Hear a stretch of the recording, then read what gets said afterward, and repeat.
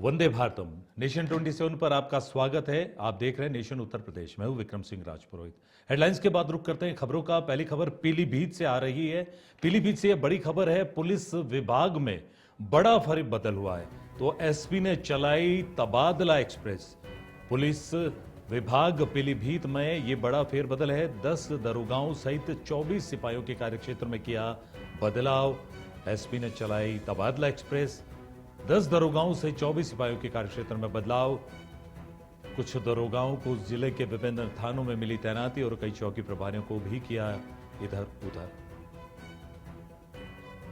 तो पीलीभीत पुलिस विभाग में बड़ा फेरबदल। एसपी ने चलाई तबादला एक्सप्रेस। 10 दरोगाओं से 24 सिपाहियों के कार्यक्षेत्र में बदलाव की खबर इस वक्त।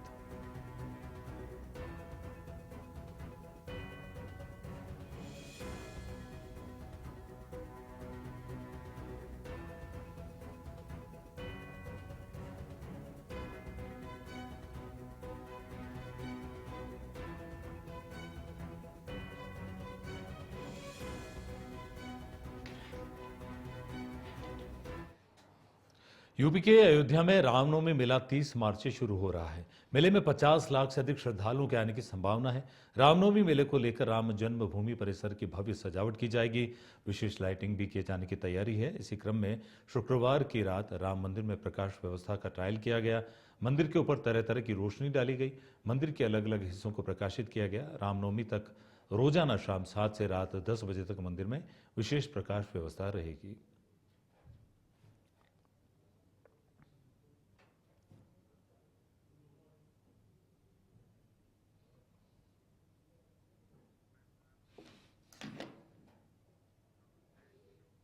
और इस वक्त हापुड़ से खबर आ रही है। हापुड़ कलेक्ट्रेट में एंटी करप्शन टीम का छापा। टीम ने चकबंदी लेखपाल नरेंद्र कुमार गौड़ को रिश्वत लेते किया गिरफ्तार। हापुड़ डीएम ऑफिस के पास बने ऑफिस में किसान से ली 10,000 रुपए की रिश्वत और रिश्वत लेते पकड़े जाने पर लेखपाल की तबीयत बिगड़ी। लेखपाल को जिला अस्पताल लेकर पहुंची एंटी करप्शन टीम।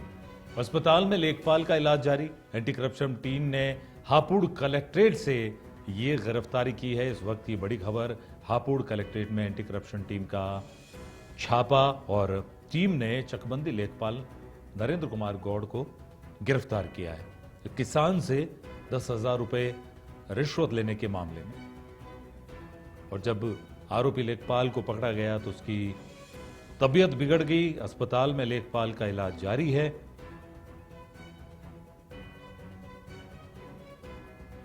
तो हापुड़ से इस वक्त की ये बड़ी खबर आ रही है। कलेक्ट्रेट में चकबंदी लेखपाल नरेंद्र कुमार गौड़ को गिरफ्तार किया एंटी करप्शन की टीम ने।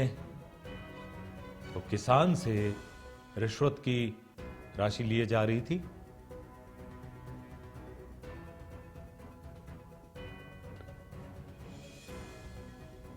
तो इस बारे में और ज्यादा अपडेट के लिए सीधा रुख करते हैं हापुड़ का। हापुड़ में हमारे संवाददाता रवि पाल मौजूद है। जी रवि, कलेक्ट्रेट परिसर में चकबंदी लेखपाल को रिश्वत लेते पकड़ा गया है किसान से। अभी क्या ताजा अपडेट है इस खबर में? देखिए, मैं विक्रम जी आपको बताना चाहूंगा, कलेक्ट्रेट में किसान से 10,000 रुपए की रिश्वत का मामला सामने आया। जो मौके पर एंटी करप्शन की टीम ने लेखपाल को पकड़ा नंगे हाथ। तो वहीं जैसे ही गिरफ्तार करने के बाद में उनकी अचानक तबीयत खराब हो जाती है और उन्हें अस्पताल के लिए रवाना लिया जाता है। तो वहीं जैसे अस्पताल में उनका स्वास्थ्य ठीक होने के कारण उन्हें वापसी एंटी करप्शन की टीम अपने साथ लेके जाएगी। जी जी बिल्कुल। और एक बहुत गंभीर मामला बनता है जब किसान जो अन्नदाता होते हैं वो अपना काम करवाने कलेक्ट्रेट जा रहे हैं और वहां से चकबंदी लेखपाल ऐसा करता है। तो क्या कुछ और जानकारी है, कैसे इस किसान से राशि मांगी गई और किस तरह किसान ने एसीबी से संपर्क किया? देखिए, बड़ा सवाल है ये। किसान से धनराशि मांगी गई। आखिर किसान से भी धनराशि लेने के बाद में भी उसका काम नहीं होता है, फिर भी उन्हें शिकायत एंटी करप्शन की टीम से की गई। तो मौके पर एंटी करप्शन की टीम ने जैसी उसे नंगे हाथ लेखपाल को पकड़ा तो वहीं कलेक्ट्रेट में अफरा तफरी का माहौल बना। जी जी रविपाल, आपका बहुत बहुत शुक्रिया। हापुड़ से हमारे संवाददाता रविपाल बता रहे थे कि किस तरह एक किसान से, अन्नदाता से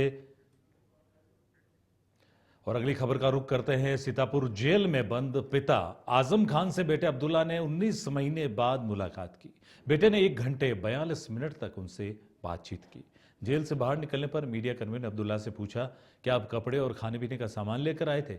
जवाब में उन्होंने सिर्फ ईद की बधाई दी और कार में बैठकर चले गए। अब्दुल्ला निजी कार से सीतापुर जेल पहुंचे। उन्होंने विजिटर रजिस्टर में साइन किया। इसके बाद उन्हें जेल में एंट्री दी गई।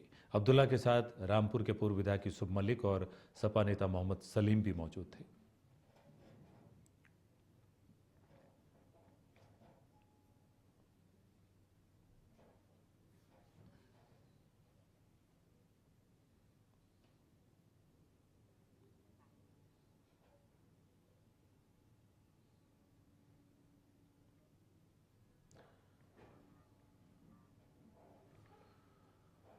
तो पूर्व विधायक यूसुफ, सपा नेता मोहम्मद सलीम भी इस मुलाकात में मौजूद रहे। ईद का मौका है और सीतापुर जेल में बंद पिता आजम खान से जब बेटे अब्दुल्ला मिले तो 19 महीने बाद मुलाकात हुई। और मुलाकात हुई, क्या बात हुई, इस बारे में और ज्यादा बात करते हैं। सीतापुर संवाददाता रोहित शुक्ला हमारे साथ जुड़ चुके हैं। रोहित, पूरे 19 महीने बाद मुलाकात हुई और 1 घंटे 42 मिनट तक बातचीत हुई। क्या कुछ खास जानकारी मिली है? इतने अरसे बाद पिता से मुलाकात हुई, अब वो जेल में। सर, आपको बताना चाहूंगा कि अभी कुछ दिनों पहले ही हरदोई जेल से रिहा हुए थे अब्दुल्ला आजम खान और आज सीतापुर जेल में बंद सपा के पूर्व मंत्री आजम खान से मुलाकात करने के लिए सीतापुर पहुंचे। जी सर। कुछ खबर आई है वहां से? क्योंकि आजम खान का बड़ा कद रहा जब वो अपने दिनों में थे, सत्ता में थे, और आज वो जेल में है। ईद का मौका है, तो ये एक बहुत बड़ा परिवर्तन है। क्या माहौल था वहां पर? क्या उनसे जुड़े हुए लोग वहां पर बड़ी संख्या में हमेशा जितने होते थे वो थे, या फिर आज गिने चुने लोग ही नजर आए? सर, गिने चुने लोगों के साथ ही अब्दुल्ला आजम खान आज सीतापुर जिला कारागार पहुंचे और लगभग 1 से 1.5 घंटा जेल मैनुअल के हिसाब से मुलाकात हुई और जेल से बाहर निकलने के बाद बिना मीडिया कर्मियों से बात करे वो अपनी गाड़ी में बैठे और मीडिया कर्मियों को ईद की बधाई देते हुए रामपुर से निकल गए। जी, मीडिया कर्मियों ने उनसे सवाल किए होंगे। चंद सवाल, ऐसे क्या सवाल थे जिनको वो ठुकरा कर चले गए? सर, वही पूछना चाह रहे थे कि क्या बातचीत हुई जी आजम खान साहब से। जी। तो कुल मिलाकर मुलाकात का ही पता चला है। बात की बात तह तक जाने की हम कोशिश करेंगे, या हो सकता है वो नहीं बताना चाह रहे हो। फिलहाल ये जानकारी है कि अब्दुल्ला ने पिता आजम खान से मुलाकात की 19 महीने बाद 1 घंटे 42 मिनट तक। बहुत बहुत धन्यवाद आपका रोहित शुक्ला, जानकारी दे रहे थे सीतापुर से। अगली खबर की ओर रुक करते हैं चंदौली से। चंदौली में गेहूं की खड़ी फसल में आग लग गई और देखते देखते आग ने विकराल रूप ले लिया। 15 बीघा गेहूं की फसल जलकर राख हो गई। किसानों ने कड़ी मशक्कत के बाद आग पर काबू पाया। आग लगने का कारण शॉर्ट सर्किट बताया जा रहा है। तो आधा दर्जन किसानों की फसल को नुकसान हुआ है। सूचना के बाद 1 घंटे लेट पहुंची फायर ब्रिगेड की गाड़ी। तो चकिया कोतवाली के भीषमपुर गांव की यह घटना है, जहां आग लगने का कारण बताया जा रहा है शॉर्ट सर्किट, लेकिन आधा दर्जन किसानों की फसल को नुकसान हुआ है। 1 घंटे बाद जब फायर ब्रिगेड की गाड़ी पहुंचती तब तक किसानों की बरसों की कमाई, जो उन्होंने खून पसीने से फसल उगाई थी, बीज बोए थे, वो फसल उनके देखते देखते आंखों के सामने जलकर राख हो गई। तो आधा दर्जन किसानों की फसल को नुकसान हुआ है। बड़ी मशक्कत के बाद फायर ब्रिगेड ने इस आग पर काबू पाया, लेकिन तब तक फसलों को भारी नुकसान हो चुका था।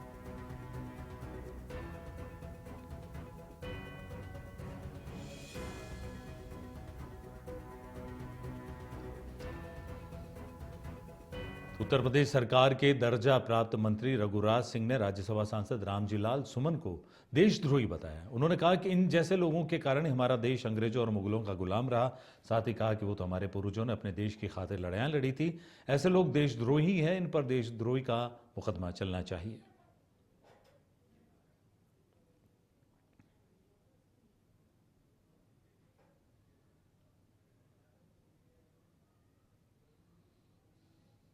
मुगलों की नाजायज औलाद है, जो ठाकुरों के और रणबांकरों के लिए ऐसे शब्दों का उपयोग करते हैं। इसलिए इनका पूरा इतिहास आप पूछ लोगे तो ये इनको मैं नाजायज औलाद कहूंगा, क्योंकि ये अपने बाप को बाप नहीं कहते, मुगलों को अपना बाप कह रहे हैं। तो मुगलों से पैदा हुए लोग हैं ये लोग, ये क्रॉस ब्रीड है। बीपी मौर्य ने सन 77 में एक यहाँ पर सभा की थी, तो उन्होंने कहा क्रॉस ब्रीड रहेगी तो ठीक रहेगा। तो इसलिए मैं आपके माध्यम से ये कहूंगा कि ये लोग, ठाकुरों ने देश को बचाया, ठाकुरों ने देश के साथ साथ अपनी सीमाओं को बचाया। ये देश 25 बार कटा, लुटा, पिटा, ऐसे बेईमानों के कारण, ऐसे नाजायज औलादों के कारण। मुगलों की नाजायज औलाद हैं जो ठाकुरों। बागपत में सपा जिलाध्यक्ष के भाई के खिलाफ नाबालिग के साथ रेप कर गर्भवती करने का मामला दर्ज हुआ है। साथ ही सल्फास खिलाकर मारने का प्रयास करने का भी मामला दर्ज हुआ है। एसपी बागपत के आदेश पर मुकदमा दर्ज हुआ है। बागपत कोतवाली पुलिस ने सपा जिलाध्यक्ष रविंद्र यादव और उसके भाई सत्येंद्र यादव के खिलाफ रेप और हत्या के प्रयास की धाराओं में मुकदमा दर्ज किया है। तो एसपी बागपत के आदेश पर यह मुकदमा दर्ज हुआ है।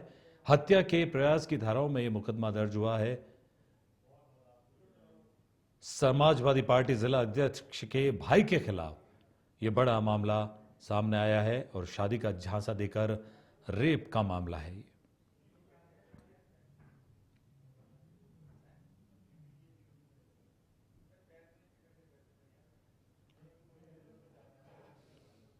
तो समाजवादी पार्टी बागपत के जिला अध्यक्ष रविंद्र देव, उनके और ज्यादा जानकारी लेते हैं और रुख करते हैं हमारे बागपत संवाददाता मेहंदी हसन का। जी मेहंदी हसन, क्या ताजा अपडेट मिली है? ऑटो शोरूम पर एक ये लड़की नौकरी करती थी और सपा जिलाध्यक्ष के भाई, इनसे कैसे मुलाकात हुई? क्या कुछ शिकायत में दर्ज हुआ है? विक्रम जी, मैं आपको बता दूं, ये नाबालिग युवती जो है 2 साल से इनके शोरूम पर काम कर रही थी। वहीं शादी का झांसा देकर समाजवादी पार्टी के भाई के जिलाध्यक्ष के भाई ने जो है इस घटना को अंजाम दिया है। तब युवती को पता चला कि इसकी शादीशुदा है, ये शादी नहीं कर सकता, तो वो थाने पहुंच गई। थाने में पुलिस ने सपा जिलाध्यक्ष के भाई और जिलाध्यक्ष के खिलाफ विभिन्न धाराओं में मुकदमा दर्ज कर लिया है।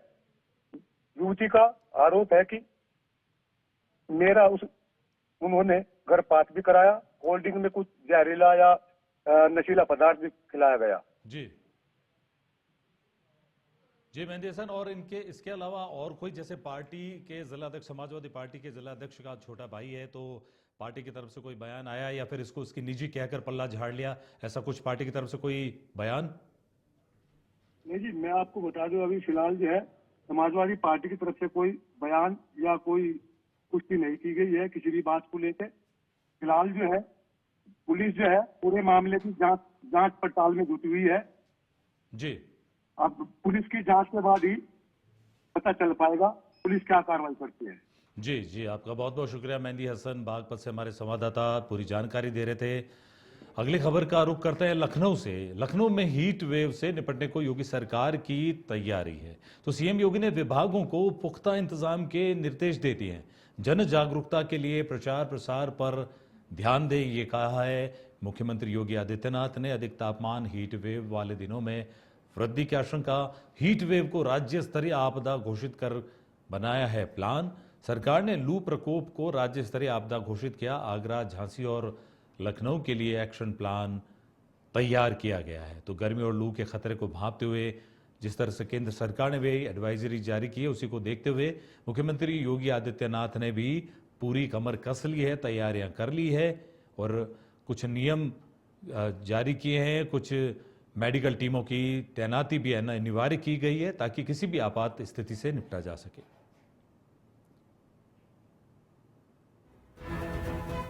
तो हीट वेव को राज्य स्तरीय आपदा घोषित कर प्लान बनाया गया है।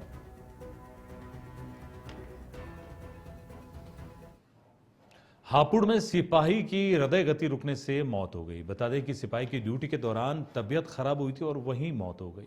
वहीं पुलिस विभाग में शोक की लहर दौड़ गई, जिससे नम आंखों से पुलिस लाइन से जनपद के एसपी सहित पुलिसकर्मियों ने सलामी देकर अंतिम विदाई दी। सिपाही अंकुर राणा थाना बहादुरगढ़ में तैनात थे। वहीं घटना के बाद परिवारजनों में शोक की लहर है।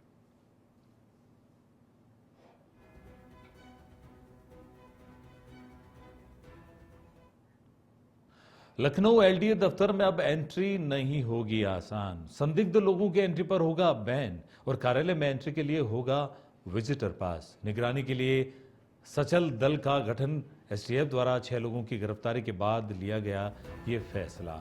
तो कार्यालय में एंट्री के लिए होगा विजिटर पास, निगरानी के लिए सचल दल का गठन किया गया। लखनऊ विकास प्राधिकरण से जुड़ी ये जानकारी है। एसटीएफ द्वारा 6 लोगों की गिरफ्तारी के बाद ये महत्वपूर्ण फैसला लिया गया है। लखनऊ एलडीए दफ्तर में अब एंट्री सिर्फ पास पर होगी, संदिग्ध लोगों की एंट्री पर होगा बैन।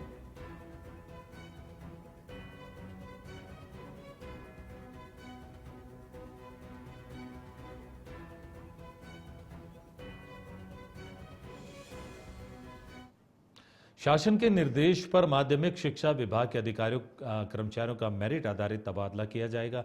जून में होने वाले तबादले को देखते हुए विभाग ने 31 मार्च तक मेरिट निर्धारित करने और मानव संपदा पोर्टल पर डाटा अपडेट करने का निर्देश दिया है।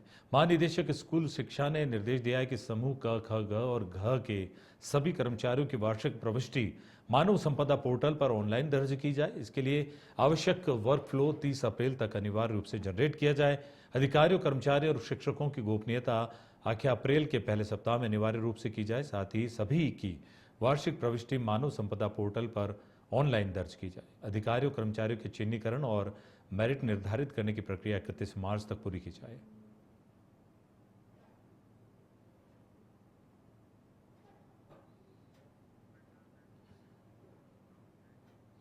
राज्यसभा सांसद रामजी लाल सुमन के आवास पर करणी सेना के कार्यकर्ताओं की ओर से किए गए हमले, तोड़फोड़ और जान से मारने की धमकी का सपा नेताओं ने कड़ा विरोध जताया है।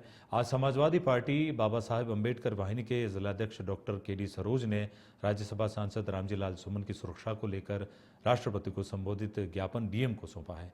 जिलाध्यक्ष केडी सरोज ने इसे लोकतंत्र और अभिव्यक्ति की स्वतंत्रता पर हमला करार देते हुए प्रशासन से सांसद की सुरक्षा पुख्ता करने और दोषियों के खिलाफ कड़ी कानूनी कार्रवाई करने की मांग की। इस दौरान समाजवादी पार्टी के कई पदाधिकारी और कार्यकर्ता मौजूद रहे। प्रशासन ने ज्ञापन स्वीकार कर उचित कार्रवाई का आश्वासन दिया। हमारे देश में जान ही रहे हैं राजनीति कैसे सेकी जाती है, कैसे राजनीति को वोट के लिए राजनीति किया जाता है, जातिगत माहौल बनाया जाता है, धर्म के अंतर्गत राजनीति होती है। तो ऐसे ही बस इसी के तहत देश में अराजकता फैलाने वाले कुछ समुदाय हैं, संगठन हैं, जो उनके इस जवाब को, उनके इस बयान को तोड़ मरोड़ के दूसरी तरह से पेश कर रहे हैं, लोगों को गुमराह कर रहे हैं, देश में अराजकता का माहौल फैला रहे हैं। मेरी मांग है, मैंने अभी राष्ट्रपति महोदय को अपने जिलाधिकारी महोदय के द्वारा एक ज्ञापन। सीएम योगी के शहर गोरखपुर में एक समाज सेवी जो पिछले 40 सालों से समाज के अंतिम पायदान पर जीवन जीने वाले सैकड़ों लोगों को ईद के पहले कपड़े, सेवैं और खाने पीने के सामान देने के बाद ही ईद की नमाज अदा करते हैं। ये शख्स है अशरफ अली, जो पूर्व पार्षद भी रह चुके हैं। वर्तमान में वे मुस्लिम घोसी एसोसिएशन के राष्ट्रीय उपाध्यक्ष और कांग्रेस के नेता भी हैं। अशरफ अली पिछले 40 सालों से हिंदू मुस्लिम सभी धर्मों के गरीबों, असहायों और ज़रूरतमंदों की मदद करते हैं। समाज सेवी अशरफ अली और उनके बेटे नवाब फारूक अशरफ ने अपने आवास पर हर साल की तरह साल भी सैकड़ों ज़रूरतमंदों, असहायों के चेहरों पर मुस्कान लाने के लिए लाखों रुपए खर्च कर दिए। देखिए हमारे संवाददाता की यह खास रिपोर्ट। आज होने वाला है, ऐसे में देश और दुनिया में ईद की तैयारियां चल रही हैं।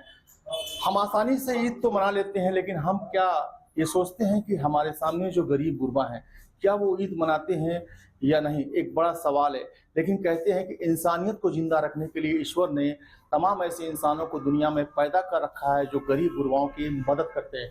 इस वक्त मैं राजस्थान मार्बल पे मौजूद हूँ। आप तस्वीरों में आपको दिखाऊंगा कि सैकड़ों की तादाद में जो गरीब गुरबा हैं, जो किसी कारणवश जो है ईद नहीं मना पाते हैं या समाज के जो अंतिम पायदान पर जीवन जीते हैं, जो सड़कों पर जीवन व्यतीत करते हैं, ऐसे जो तमाम लोग हैं जो ईद की खुशियों से महरूम हो जाते हैं, ऐसे लोगों की खुशियों को सेलिब्रेट करने के लिए अशरफ भाई आगे आए हैं और लगातार इन गरीबों को जो है वो ईद का जो सामान है, साड़ियाँ हैं, ईद की जो सेवैयाँ हैं या और भी जो सामान है वो इनको दिया जा रहा है। तस्वीरों में आप देख सकते हैं कि एक के बाद एक जो है जो गरीब गुरबा है उनको जो है सामान दिया। और ये देखिए, ये जो आशीर्वाद आप देख रहे हैं, ये आशीर्वाद जो है ये दौलत से या ताकत से नहीं हासिल किया जाता है। जब इनका दिल खुश होता है तो इनके दिल से दुआएं निकलती है और ये दुआएं जो है सीधे अर्ज पे जाती हैं। और यही वजह है कि गोरखपुर के अंदर जो राजस्थान मार्बल के जो प्रोपराइटर है अशरफ भाई, वो लगातार जो है हर साल जो है अलविदे की नमाज के बाद जो है गरीब गुरबाओं को जो है वो तमाम जो तोहफे देते हैं। तब माता जी का नाम बतवा? हमारा राधिका नाम। राधिका।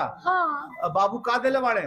बाबू हमरा के दलन बने है, लड़की के सूट है, एगो साड़ी हमरा खातिर। देखिए, ये गरीब माता जी हैं जो समाज के अंतिम पायदान पे जीवन जीती हैं और इनके चेहरे पे मुस्कान है और ये जो दुआएं देख रही हैं, इनकी आंखों में आंसू भी देख रही हैं।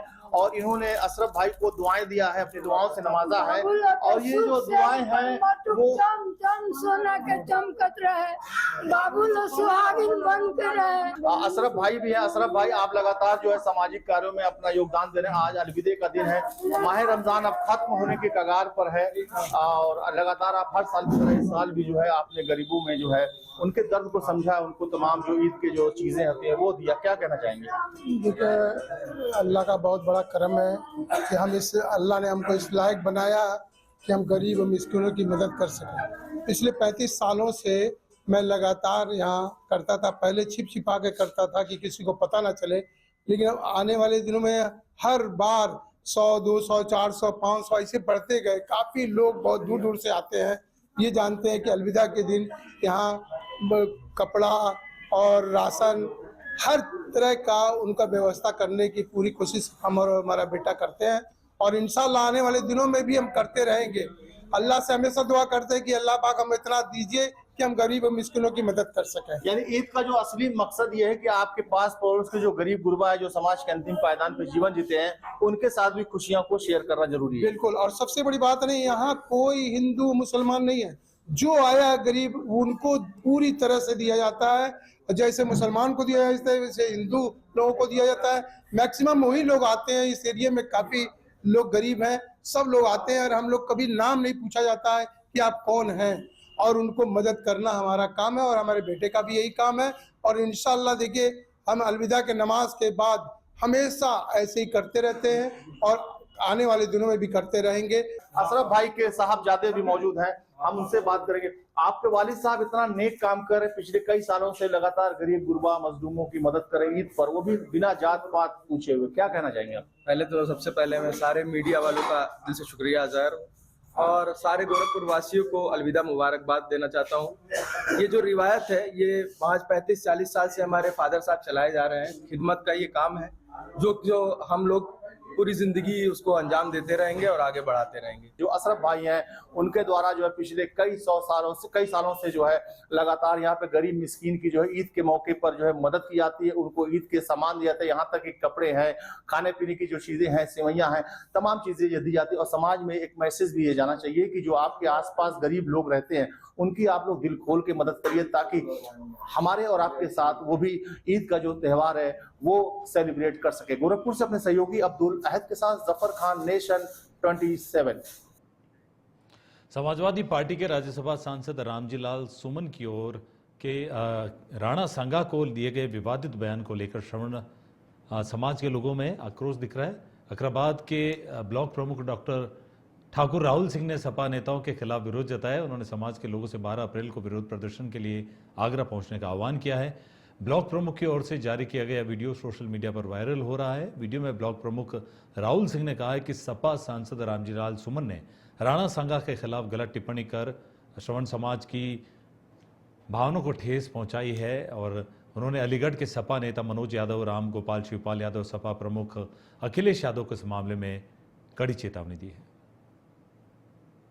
महापुरुष वीर योद्धा राणा सांगा के बारे में एक नीच दुष्ट सांसद ने, जो रामजी लाल सुमन समाजवादी पार्टी से सांसद है, उसने आज उच्च सदन में 2 दिन पहले एक बहुत गलत बयान देकर हम लोगों की आस्था और भावनाओं से खिलवाड़ किया है। मैं सभी श्रवण समाज से एक ही मांग करता हूं कि इस नीच और दुष्ट लोगों को मुंह तोड़ जवाब देने की हमें आवश्यकता है। मैं धन्यवाद देना चाहता हूं इस वीडियो के माध्यम से अपने वीर योद्धा उपेंद्र राणा जी का, वीरू जी का, सनी जी का, जो उन्होंने कल आगरा में पहुंचकर इस नीच को इसकी औकात दिखाने का काम किया है। अब वास्तविकता में बार बार धन्यवाद। यूपी के अमेठी में मिलावटखोरी के खिलाफ लगातार कार्रवाई जारी है। खाद्य सुरक्षा और औषधि नियंत्रण विभाग ने शुकुल बाजार थाना क्षेत्र के तेतारपुरा गांव में छापेमारी की। इस दौरान 3 महीने पुराना करीब 110 किलो मावा बरामद मौके पर नष्ट किया गया। इसके अलावा आइसक्रीम में इस्तेमाल होने वाले प्रतिबंधित रसायन और अन्य मिलावटी सामग्री भी जब्त की गई। खाद्य सुरक्षा अधिकारी राजेश द्विवेदी ने मौके पर मौजूद व्यापारियों को सख्त चेतावनी दी। उन्होंने कहा कि अगर भविष्य में मिलावटी या नकली खाद्य सामग्री बेचते हुए कोई पकड़ा गया तो उसके खिलाफ कठोर कानूनी कार्रवाई की जाएगी। हमारी टीमें बाजारों में लगातार निगरानी कर रही है।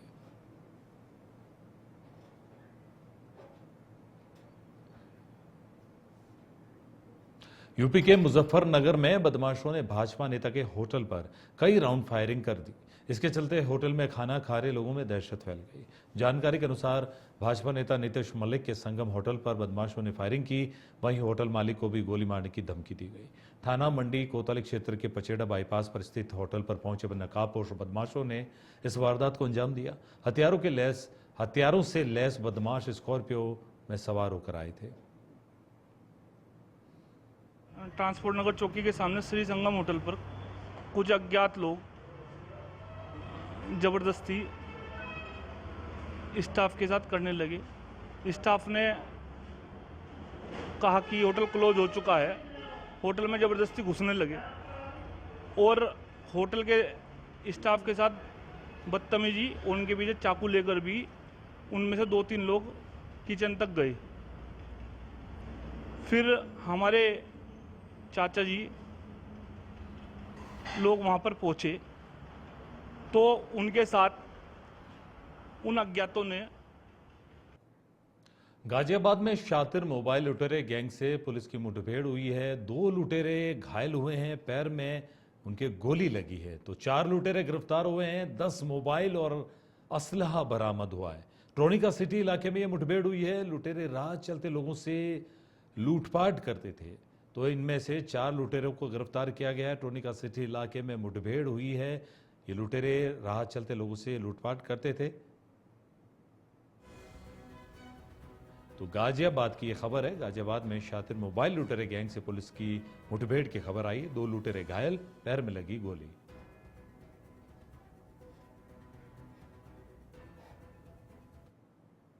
तो फिलहाल इस बुलेटिन में इतना ही। देश दुनिया हो या गांव शहर, खबर हर प्रहर। जुड़े रहें नेशन 27 के साथ। वंदे भारतम।